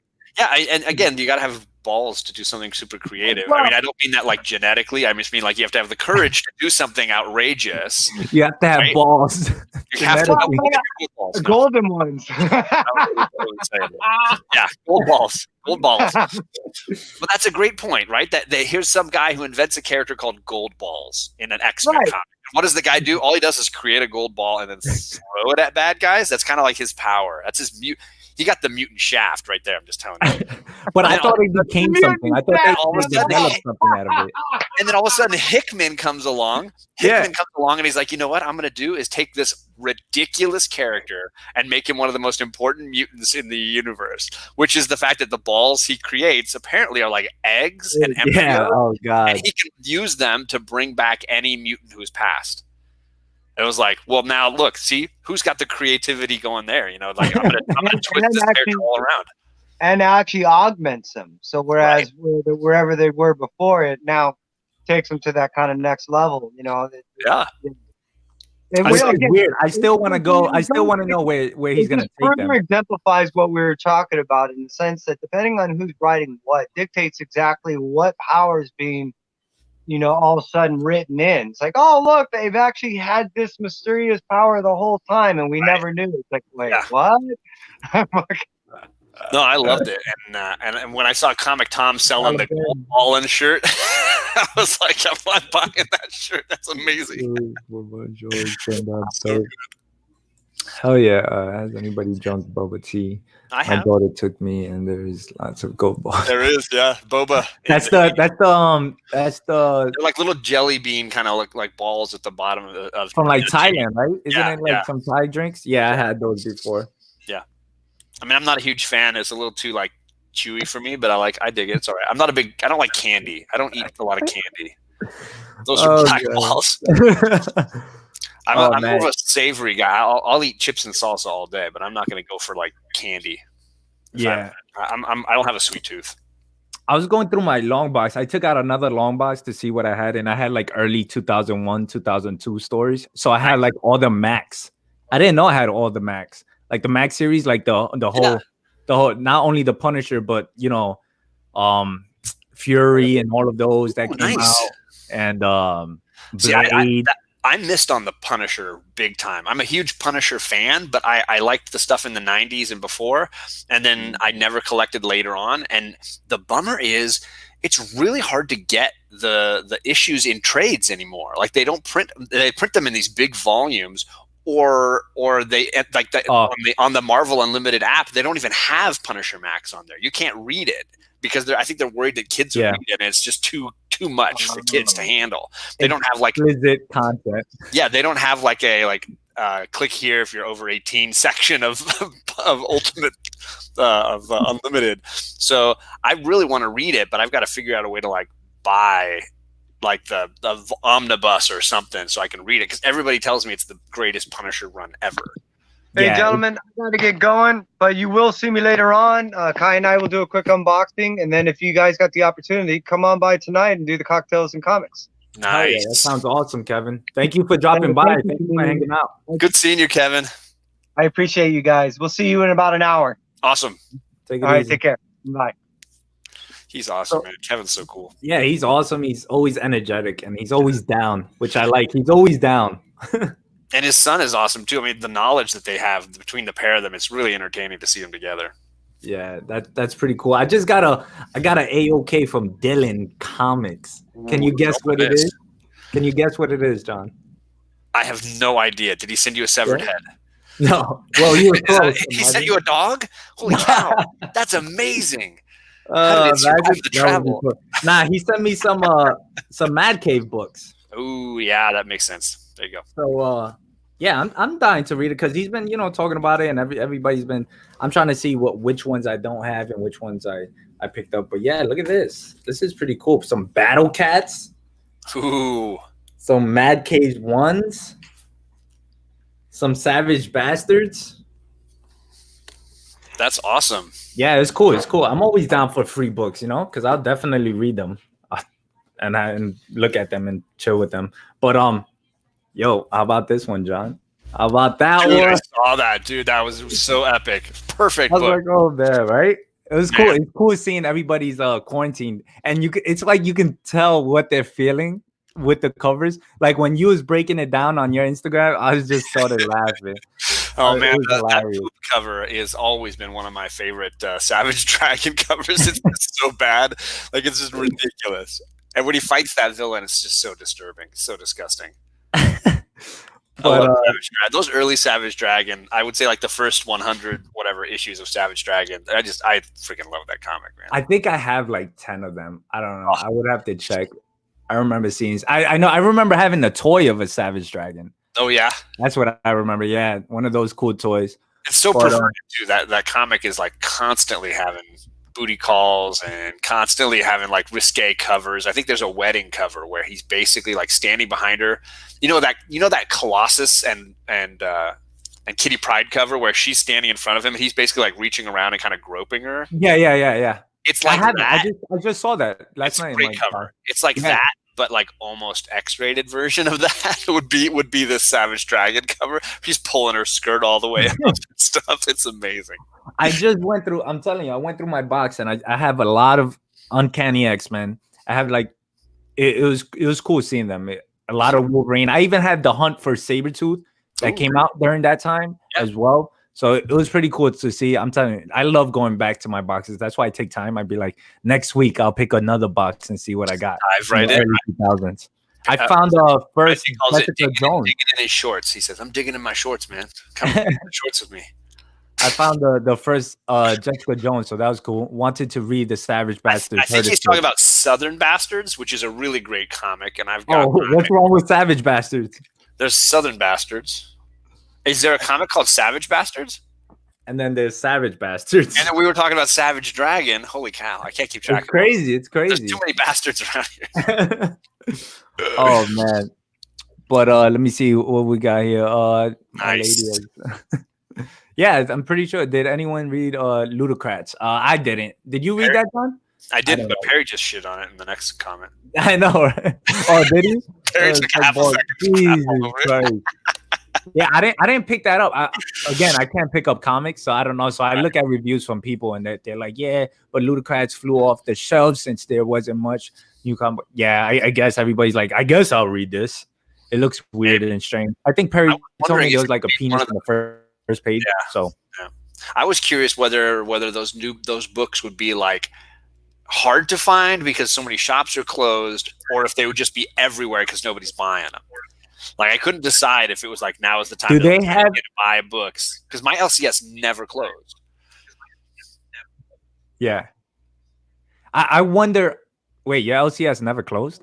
No, they so what they did was they were open for like pickup delivery, like curbside at any point. They closed on Mondays because they were like, it's our calmest day or whatever, but they never were actually shut down. You could have walked in and bought trades pretty much any point. Wow, that's crazy. That's my shop's been closed forever. I didn't go in. I bought a ton right beforehand. And then every once in a while on his Instagram, he'd post something and I'd say, hey, hold that for me or hold that for me. And then I went just last week and got a couple of new books and a couple of trades. I wonder I wonder, having the whole quarantine, I wonder if these books, the first batch of books that came out, are gonna have value to That's it. what I was thinking. I Like, wonder. yeah. I wonder if it's gonna have value to my it. LCS bet on that, and he was like, "I'm gonna up my quantities that I'm purchasing just a little bit and hold on to a few just in case it's like the print run became super low because all the shops were closed and nobody was there buying." And it was like, They oh, should now have the stamped it. print run on this one issue is now like half of what it was. They should have stamped it and put like quarantine. Yeah. Quarantine on each comic. This is a COVID-19 special issue. That's funny because it actually tells history as well. Like I again, with the 2001 comics that I had was the 9/11 comics. So you remember when they put the Twin Towers with the ribbon there and everything on those comics? Definitely. I thought it was cool just because it showed. It also told you, not because of the comic itself, but it also told you what was going on in that era or during that time. So it would have been cool if they put like a stamp or something in the corner, like quarantine. Like, this is when people were losing their minds at home. Right. But I'm always the one that's like bitching about like, stop putting freaking banners on my comics. Like there was an amazing issue of, I think it was the new X-Men run, where it was like Jean Grey in lingerie laying on a bed and being all like sexy. And it was like, this cover's gorgeous. I love the trade dress saying X-Men. It looks great. And then they slapped this weird banner across the bottom in like pea yellow color. It was like nasty yellow color. And I was like, you just ruined a piece of art. And it was like, you know, it was just advertising an event comic that was coming on. Well, that's understandable because they actually take up part of the cover. Right. Like, what I was just trying to say is like the corner thing. Variant of that cover, which I know is like super expensive. Like, it's gorgeous without anything on it. But I liked the trade dress where it said, for me, I liked the trade dress. I don't like. Send them an email. Send them an email. Get rid of the freaking. Got that relief. Don't miss. Thanks for the warning. CFAP is in here. Hey, CFAP, how you doing, brother? CFAP, the man who was here earlier and then came back. What is up, Sap Comics in Wayne, New Jersey? Right there. That's curbside. Oh, snap. I didn't even know that. You see, my shop had curbside, I think, for like the first week of quarantine. And then after that, they were told. But New York is very on like lockdown, strict. Well, I was going to say, because I know that California gets a bad rap, but it's a huge state. And so LA and San Francisco are obviously having issues. But like, I'm in Orange County. They might have had 100 deaths total. Like, it's really like not a huge deal here yet, hopefully. I mean, let's just hope it stays that way, but I don't know. So my LCS I think they were never forced to close. So wait, did you pick up your books? Again, yeah, I was in there. I didn't go this week. I went last week, and I grabbed an issue of Folklords that I hadn't picked up yet, and I got the new issue of Lois Lane last week that I thought was freaking great. So that's an underrated. Well, I wouldn't want to say underrated because now people are talking about it a lot. But that's a book that I wish I jumped on. That's a series I wish I jumped on because I hear it's good. I hear it was really good. I think it's been great. I know it's somewhat political, and I know that bothered some people that they kind of were against it because of some of the issues being raised. Yeah, but it's Lois Lane. She actually works for like. She's a journalist, so she's uncovering political corruption, and in this case, it's the president of the United States that's the problem. But they don't say that it's Trump. In fact, as far as I know, isn't Lex Luthor the president in the DC universe? I think so. Right now, it depends because he jumps on and off. So in my head, I'm like, why are you? Why the people that were offended were like, oh, that she shouldn't be against Trump, and I'm like, but if she's against Lex Luthor, isn't that a good thing? Like, shouldn't she be against Lex Luthor? Like, it's Lex Luthor. Like, we don't like Lex Luthor. Is Lex Luthor Trump? I don't know if they're like implying that some of Luthor's policies are similar to maybe some of. There is a whole like immigration discussion and closing the border and keeping people out. There's a whole thing in the story. Yeah, that's definitely They discussed it because Renee Montoya is like the second lead in the comic, and you know, so she's talking about her Dominican family and how hard it's been, and then there's some issues with like information getting in and out of the country, and so some of that stuff comes up. That sounds good. That sounds like they brought in like a independent point of view kind of deal. Like that's how I've been reading independent comics. It's either it goes into like these topics that are going on, or real life topics rather than just superheroes flying around and fighting the villains. right? So that's Which pretty they cool do for very little. Superman. Superman almost is not. He usually appears in every other issue for a little bit, but the joke is that he's always too late for saving Lois. That like Renee Montoya has to kick the bad guy's ass every time. She does this. I've probably got the issue in here, but she does like a 4-page fight with a guy at one point that I was like, damn, this is as good an action as I see in any comic these days. Yeah. Renee Montoya Chad is a badass. Chad Fisher over here is like Lex Luthor top 5 villain ? Ooh, so we got to list our top 5 villains now? Oh, whoa. We started a whole other show now, top 5 villains? That's insane. Let me see. Lex Luthor top 5 villains of DC. I'll just say it like that. DC. I'd say Darkseid would be high on my list. I love Darkseid. Yeah, I guess Lex Luthor to me is like sort of like a Doctor Doom, but I think I like Doctor Doom more. Well, yeah, Doom would beat all the DC characters. Yeah, besides that one. Besides that one, there's one. That one. There's one character you can't take out that nobody could take out. Rocky, what do you want? I don't understand your language. I don't speak dog. What do you want? Imagine he said something. I want my ball, TK. I'm gonna be right back. You look for that. I'm gonna be right back. I'm trying to find the Lois Lane fight. I don't know if it's in issue 1 or issue 2. This cover, by the way, Jenny Frison nailed this. This is issue 1 of the Lois Lane run, and sadly, the art in the Lois Lane run is not amazing. It's solid. It's good, but it's not you don't read it for the art. It's the story that's just unbelievably good. I'm back. Did you find it or no? I did not. I was talking about the art, and I was talking about this Jenny Frison cover. Ooh, look at that. I love for issue 1 of the Lois Lane run. So good. I'm trying to find that fight. I don't remember. What made you jump on it, to be honest? Honestly, it was Whitewell Comics. Whitewell Comics knows good writers, and he's like, you should read this. Greg Rucka is writing it, and Greg Rucka writes really good books. And I was like, fine. I'll give and then they showed this first issue variant, and I was like, well, now it's a win-win. Like I hear it's going to be a good read. It's a number 1, and it's that cover. And the issue was so good that I was like, okay, now I'm going to keep reading this. Awesome. I will say the art is like sometimes I love it, and sometimes I'm like, I don't know. It's whack. But it's not as bad as like Deceased. Batman Who Laughs. Top 5 villains. Yeah, I'm gonna say that. Batman Who Laughs became like one of the best villains ever. I think he's way overrated.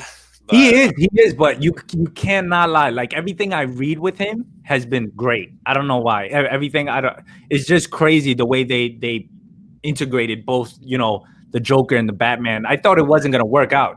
You gotta be honest. When I first heard about it, I was like, oh man, I don't think that's gonna work out. But his backstory and then how he was conquering so many universes, and then he got to ours. Well, it was amazing. Lots of sexy Lois Lane in like her underwear. Ooh. That's a big part. The guy does draw Lois Lane really well. Jumping into the shower there, gotta have it. Although the joke of that is that it's not Superman, it's Superboy that's in the shower. She's like, oh my gosh, that's my son. Oh yeah, it's hilarious. Greg, Lobo would beat Doom. Oh God, I think Dr. Doom's too smart for him. Perry, you gotta stop giving a BJ to Magneto, best villain ever. This is hard. Yo. I don't know about the top 5. That's top 5 just DC villains. I mean, I would pretty much make it a giant list of Batman's villains at that point. I love Two-Face. I love Poison Ivy. They would probably.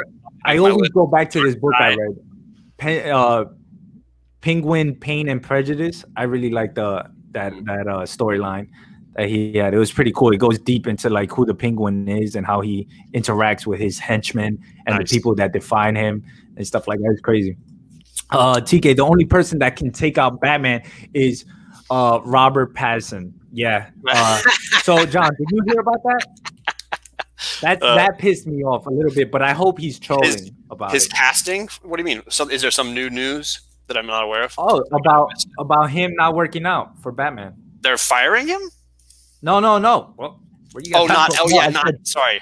I thought you meant like he's not working out. We got to get rid of him. Oh no. Him literally not working out. So he's Well, that's what I meant. Yeah, he's not exercising for the role.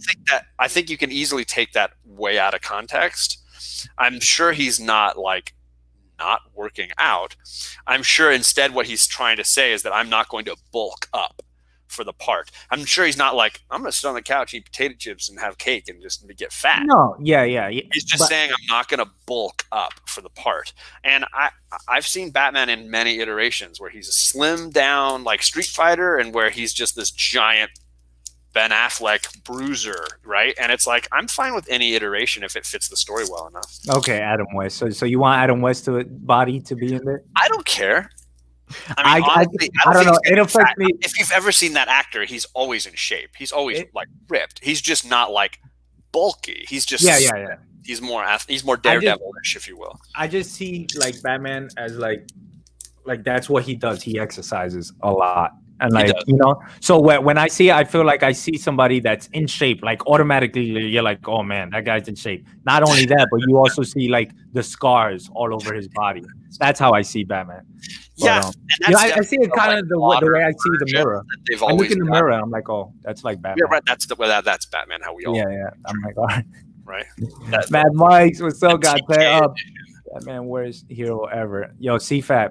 Johnny's taking pictures of himself eating mac and cheese playing Fortnite. If that's a fact, that's hilarious. I don't want Batman to look like a bitch. I found a list online.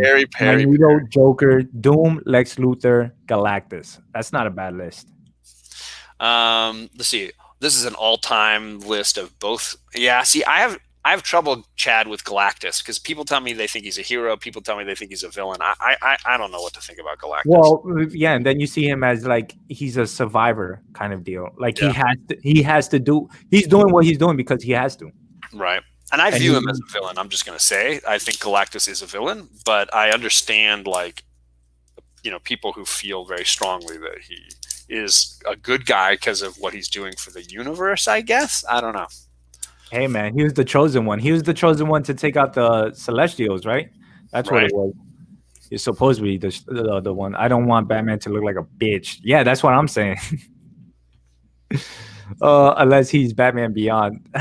Yeah, wow. I mean, a thinner guy. Like if I see a thin Batman, I don't know. Again, this is probably year one Batman. I was gonna say, like, it doesn't like really affect me, but I don't want to see somebody that's out of shape playing Batman just because. And I don't think that's what he's saying, but I'm sure he's trolling a little bit to be like, I'm not. But I disliked Ben Affleck's style of Batman. That's just me. I love that Batman. That was like the perfect demonic Batman that everybody fears in Gotham. Yes, but I didn't like Ben Affleck as the casting for that anyways. Like I just don't see him being very threatening. I look at Ben Affleck and he seems like a pansy to me, but I'm like, whatever. I don't know. I thought it was I'm like so badass. I'm just saying, like, he doesn't threaten me. I don't seem threatened by his Batman. He just seemed stupid to me. That was just my opinion. I feel like if we got in a Batman solo with Zack Snyder, it would have been cool. Talking about Zack Snyder, you saw that Justice League, huh? Oh Jesus! Hey man, you gotta give it up to the movement. Those people never died out. They kept going. Snyder Cut people are insane, man. Yo, and I loved it. Like they accomplished something. Fatal J has been like making an entire channel out of Snyder Cut. I don't know what he's gonna do when that shit drops. He's gonna start. I want the recut Snyder Cut. I want the second round. Oh man, I've been watching this thing, and it's been like I spoke to him offline and stuff like that, and he was cool, and he was telling me a lot of good things. Yeah, and it was just like it's cool to see a movement for a long time because I saw it and I was like, oh man, I see it not happen. 99.9% is not gonna happen, and even if it did, though, let's just be honest, it's gonna suck, guys. Well, they said that a lot of take the crumbs off of a crappy meal and turn it into some delicacy that everybody loves. You're not. But from what I heard, they changed a lot from the Justice League side Snyder Cut. So I mean, I'll give it a chance. If this is, I'll watch it like I was incredible. I will happily go on my YouTube channel and do an entire show on how amazing it is. But I'm telling you now that the odds of that are guys heard it here. It's just not going to happen. You guys heard it here. John is going to make a video on the Justice League if it's good. And it won't be. I'm just straight telling you there's just no chance. It's going to suck. It's going to be bad. You just need to understand that going in. And you may find some like surprises. Oh, that was kind of cool that they did that. But the rest of the time you'll be like, God, this movie sucks. Who made this? This is garbage. I don't know. And his name will be right there on it. Snyder. It's right there. Bam. Let's see.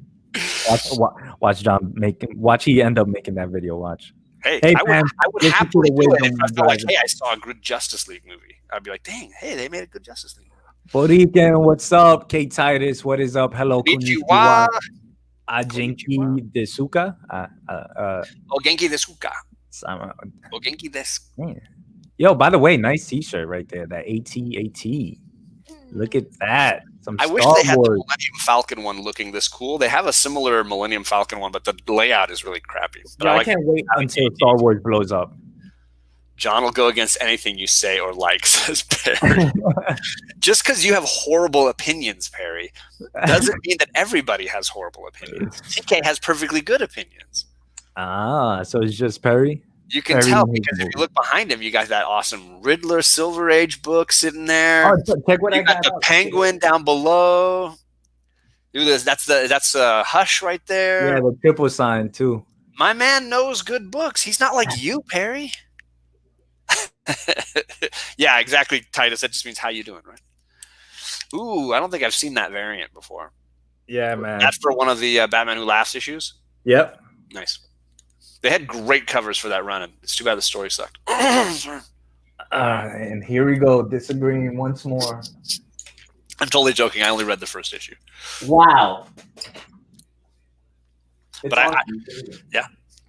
I have. So what do you think about this clown hunter? Clown hunter? Is it? Is this a new DC character? I probably haven't read any of it. Batman 96. It hasn't come out yet. It's supposedly the first appearance is Batman 96, number 96. How many? It's like every 3 issues they got a new character they're introducing, right? But what they said is that these characters are here to stay. Like they're gonna be impactful and they're here to stay. How many of them though? Is it another one in 3 or 4 more issues? Yo, DC needs money, John. All right. It's like DC watching Perry's ex-girlfriend talking to his new one. That's freaking hilarious, Biggie Shack. Oh god. Oh my gosh, Biggie, I love you, man. You're amazing. That is hilarious. Chad, if everyone's sell the X-Men versus Avengers you bought other night, let me know, man. Yo, E versus X. Did you read that storyline, John? I did like when it first came out. I don't remember it really well, but yeah, I remember. I want to reread it. It had some good points. I remember it was like in the beginning. I remember a lot. I remember when it first started. You had the extermination team versus the Avengers, and then they had that meeting on Utopia between Cyclops and Cap. It was awesome.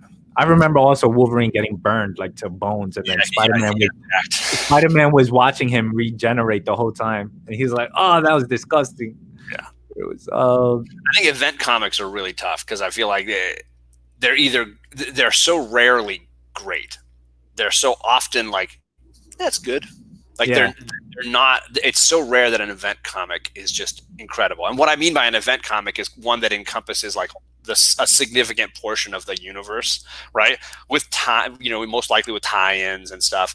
I mean, I don't count like Planet Hulk as an event because it was really just about to say that. Like the World War Hulk was an event where you're having all these other comics connect in. It's so hard to get an event comic really good and nail it. Because it affects everyone. It affects all the comics. So many fingers are in the pie trying to change it and mess with it. It's not like it's one guy's vision very often where he's like, this is my idea. I'm going to just run with this. Or like I would say I enjoyed the Jason Aaron War of Realms last year. It had a crap ton of tie-ins, but it was definitely Jason Aaron's voice. And there was cool stuff going down in there. But you had to read it all. And then it's like, who can buy all those issues? That's a ton of stuff to buy. So I understand that people that are like, I don't like events. Like Absolute Carnage was good. I enjoyed that. I thought I didn't like the ending, but it was good. It's usually like that. It's usually either these event comics, these big events either start off, the build-up is amazing, the start is amazing, and then it just falls off from the middle to the end, or the beginning sucks, and then the end is like the best kind of deal. It's so rare. I don't know what people would consider to be the best ones, but it's so rare to have an event comic that is like just nails it on every level. Like I think Civil War, the first one, was one of those that I think just really nailed it. The tie-ins were really interesting, and they pushed the envelope. Like talk about writers having courage. Spider-Man reveals his identity. Yeah, those are big things. Yeah. That was huge. And then they, of course, like took it back like 5 months later. They're like, Did wipe out Aunt the May minds. die? Aunt What's May that? was attacked or something during that? They got attacked. Yeah, it was a great, really well written storyline. And again, it's hard to. It's just a hard thing to do. It's hard to do it well. You go back and read, like, I like Infinity Gauntlet, but you go back and read it. It's not great. So it's because it affects so much because you have to entertain each superhero just because you know they got fans. Yeah. It's like who the I did like Siege. Thor's run, Siege, that event where Thor versus Sentry. Yeah, I don't think I read that one. Yeah, Thor man. does what? Thor, he fights Sentry. Sentry, it was a good battle. Sentry flies into like Thor's Asgard.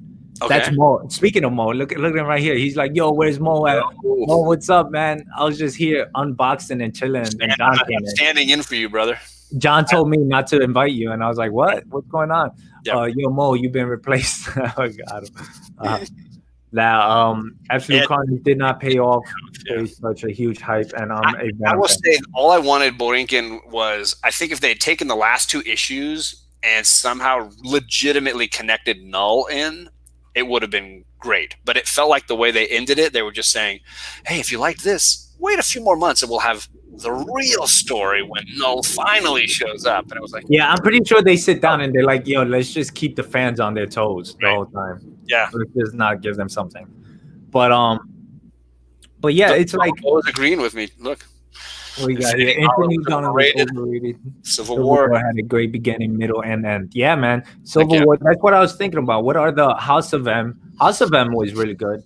I liked House of M. I know that it's almost like a what if storyline in a lot of ways because they like create an alternate world and then they get rid of it at the end. Like, that was Scarlet Witch creating a different reality that gave everybody what they wanted, and then the one to find out was Wolverine because he's been through all this traumatic events.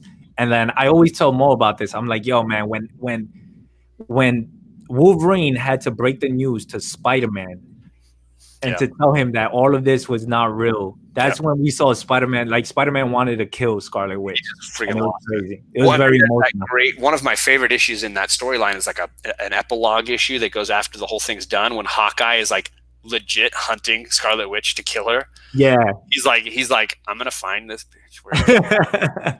She's gonna go down. And he ends up finding her in this little like village and in the middle just in the middle of Europe somewhere, and she doesn't remember who she is. She like wiped her own memory doing this thing, and he feels so bad for her. He ends up like banging her and then like yeah, because that was crazy. That's crazy to have that power and to be like, you know what? Forget all of this. Right. Forget this. Let me just change everything. Right. JR Comics, hey, what's up? What's up, everyone in the chat? We had like 17 to 20 people in the chat, so I just want to be like, yo, what's up? How's it doing? By the way, Scarlet Witch, god damn. I think he probably is talking about Civil War where she gets to like throw down a little bit because Perry's in the Civil War. So that's where his but he's that dropping was his 3 videos and like actually, damn, he might be dropping one of them here in a little bit. I may need to bounce. Hopefully, let us know, yo, Perry. Whenever anybody dropping anything, let us know so we can. No, he's got another hour, but I actually need to get off here in about 10 minutes. I got about 10 minutes left. Yeah, no problem. I just came here just for a little bit. I just did an unboxing. Your boy Dylan Comics hooked me up with some Mad Cave books, so now I'm forced to read Mad Cave. Nah, I'm just kidding. Now I'm gonna read some Mad Cave and see what it's all about. But definitely, yeah. What we got? TK, did you say Batman 96 has a new character? Yeah, I'm pretty sure it's Batman 96 is gonna introduce the Clown Hunter, which is pretty weird. Like, I've been enjoying Jorge Jimenez's artwork and stuff like that, and I think he's been doing an outstanding job. And then with this character, it's just like, I don't know. I got to see more of it. The effects of Civil War even lasted during the Illuminati incursions run. Yeah, man, it was crazy. Especially, what was it? Oh no, man, it was House of M. You know what I remember in House of M? I remember Black Bolt killing Apocalypse. Wow, I'm pretty sure not about House of M. Yeah, and he just obliterated him with some word. John, get on Siege ASAP. I told you, man. Siege is crazy because Siege kind of answers the who would win, but not fully, like between Thor and Sentry. because everybody wants to know where's Sentry placed in the power spectrum. He's got to be at the top, right, of just everything. He's right there with He's the OP Marvel character. He's really OP, and now he's become even more OP because now he's like half Void, half Sentry in the final form. He's just like a Dragon Ball Z character. That's what he is. I honestly want him to be related to Null in some way. I don't know if you've noticed the way they've drawn Sentry. And I was just spoken to Null about that. I feel like they naturally connected him to the symbiote world, anyways, when he killed Cletus Cassidy, right? Remember, Sentry flew him into outer space and killed him, ripped him in half, the same way he did with Ares. And I kind of feel like they need to, when Null comes to Earth in some storyline down the way, if they don't bring in Sentry and tie that crap together in some meaningful way, I think they've really missed a good opportunity there. I was speaking to Mo about it, and like always, Sentry's always left like on a cliffhanger. And he had his story, which was really good. And then I remember the last scene. I forgot what book it was. It was a recent book that the Avengers come down again to stop the Sentry, and the Sentry's like, he's like, you know what would happen, so you guys can't stop me. And then he flies out, and I was like, damn, only him is capable of saying something like that, and like nothing's gonna happen. Obviously, it might have been the Agents of Wakanda one that I was reading, Agents of Wakanda, when it was first coming along, just because it had a good writing team and it had the Man-Wolf, and I was like, yeah, man, Man-Wolf is where it's at. Yeah, Man-Wolf. All these underrated characters need to come out because it's fun. Well, his name is the same as mine, so it's like John Jameson. That's my name. His name. I was like, spelled exactly the same. Like, yeah, that's my guy. That's my guy. Man-Wolf back for life. But they brought Sentry in the first storyline, and he was like, it was crazy cool. I was like, man, you got Sentry in here, you got Black Panther in here, you got Man-Wolf in here. This book's got everything, man. The reason why it came up in the discussion is like because I just finished seeing Sentry in the book, and I was like, "Oh, he's finally back! Oh, they brought him back alive since the events of Siege. You gotta see it. You gotta read Siege." But and we're like, "Yo, Thor is not the only one capable of being with Galactus and going to this Void. You got Sentry. Sentry's an OP, and I still want to know more about the Void, and maybe the way you're saying it, like the connection between the Void and Null could actually be something there, which would make sense. Like they could really make something out of it. Oh man, Sentry #1. That's Mo's favorite book right there. I got two of them. So I got one of his favorite books actually. Oh man, damn! I'm getting the A-OK. This you're right. Both I can't give away either. These were both gifts from people. I was like, dang. I started mentioning that I like Sentry, and Tony Sanders sent me this. He's like, nah, it's my reader copy. He's like, it's got a lot of spine dings and stuff. And then TJ Watson's like, this one don't got no spine dings. Yeah, man, Sentry's the man. That's Mo's favorite character. I know that's a great character. He's been saying the 96. Mo's got some good taste. I think Noah and Carnage. He always going for the underdog. Sentry's lurking around. And what I like about, as OP as overpowered as Sentry is, I think he's also got one of the like most significant and interesting weaknesses of a character. Like he is so fragile, and I think that's interesting. Like all his problems are so internal, and he is just so self-destructive in many ways. I think it makes him more interesting. I think his backstory is amazing. I think it's crazy. I think his first introduction, well, I'm not going to say his first introduction, but his first like becoming somebody in the Marvel universe was like, World War Hulk, when he had that discussion, that fight scene with the Hulk, and it's like, oh man, they've been friends, and they had similar problems, like a beast inside of them that's uncontainable and that would destroy everything. For sure. But Mo says, John, I'll DM you my home address. A-OK, baby. But also, like, but you already have one, Mo. Don't play yourself. Most of what I've read for the Sentry are all the mini series. Like there was one a year ago that was just phenomenal. And then I love the New Avengers by Bendis, that run. Yeah. It starts with like the prison break, and then the second storyline is all John Romita, right? Junior? No, I don't think it was Romita Jr. doing the art. I thought it was Finch and Cho.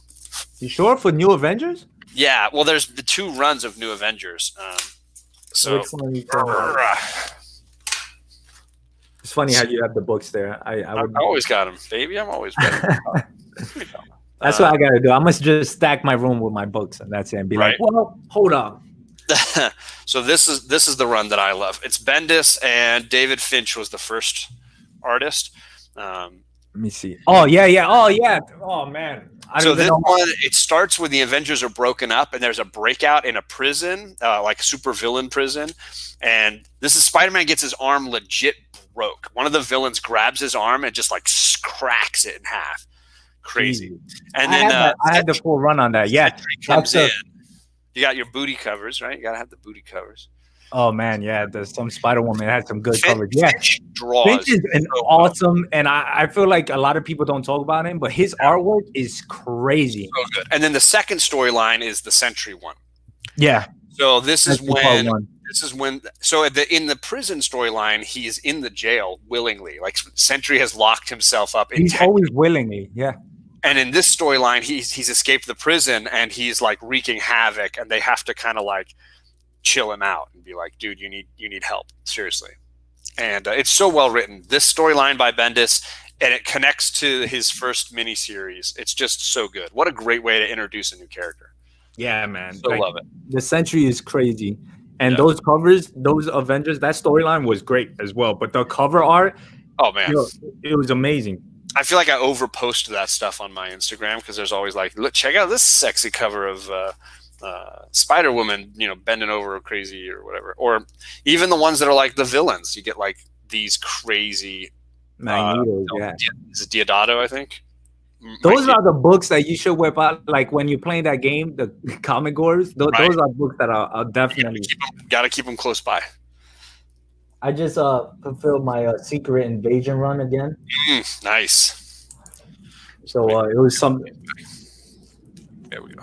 So yeah, so these are the stories I was reading back and forth, and I mean, Secret Invasion was okay and stuff like that, but I did love the art. No, I like the idea for Secret Invasion. I think, and honestly, I don't know if you read any of the Did you read tie-ins for that run? I think a few. I think I read Black Panther one, because that shit is crazy. No, I didn't get to that one. I heard about that one when it was out. If you can read it, the issues are like, they're like dollar bin. They're not expensive. Yeah. No first appearances, but the setup alone is amazing, right? The idea that the Secret Invasion is happening all across the earth. And the one place they can't get in is Wakanda. And so they try to invade, and it's like, you don't invade Wakanda. The storyline is called, it's 3 issues. It's called Come See Wakanda and Die.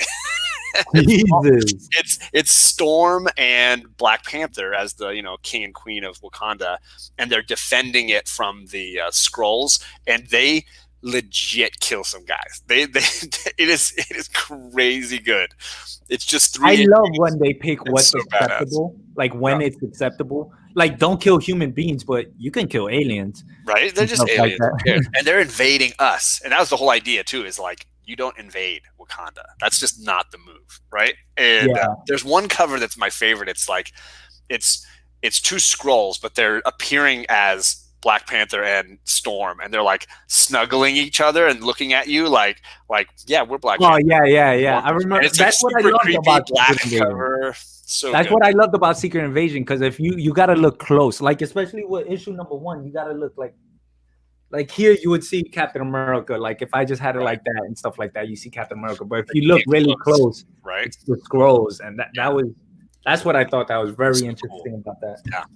And the idea that they could what an easy way to fix continuity problems, right? Yeah, you just go back and say, no, he's been a Skrull for 2 years. Like, you didn't know that Mr. Fantastic has been a Skrull for 2 years.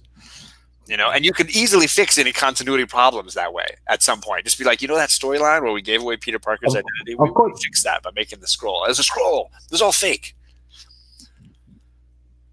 They have to keep it like on a cliffhanger. All right, man. Well, John, thank you for dropping by and hanging out with us. Mo, you can come in now. Mo, I'll see you next time, man. You have anything going on? I'm gonna go live with my girls in about an hour, and we'll unbox our pops. That's about it. Ooh, I can't wait. I'll see those pops. All right, man. Take it easy. Bye, guys. Love Finch. Ooh. Damn, this camera came on real quick.